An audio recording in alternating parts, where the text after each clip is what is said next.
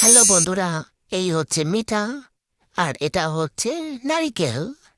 তোমরা তো কেউ চিনো না, এই জন্য আমি একটু চিনাই দিলাম আর কি।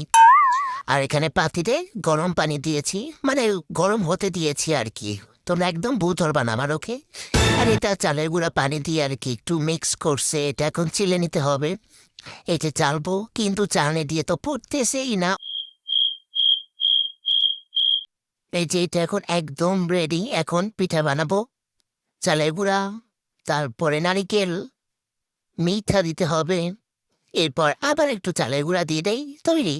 তোমাদেরকে নতুন করে রেসিপি কি দেবো, তোমরা আমার থেকে অনেক বেশি ভালো পারো।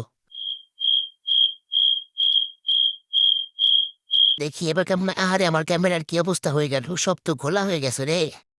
দেখি কেমন হয়েছে। হায় আল্লাহ, এটা ভেঙে গেল কেন?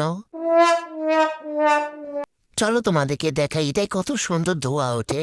অন্ধকারে দেখতে এটা অনেক বেশি সুন্দর লাগে। আল্লাহ হাফিজ গাইস, আমি আজকের মতো এখানেই বিদায় নিচ্ছি। তোমরা সবাই একটু লাইক করে দিও।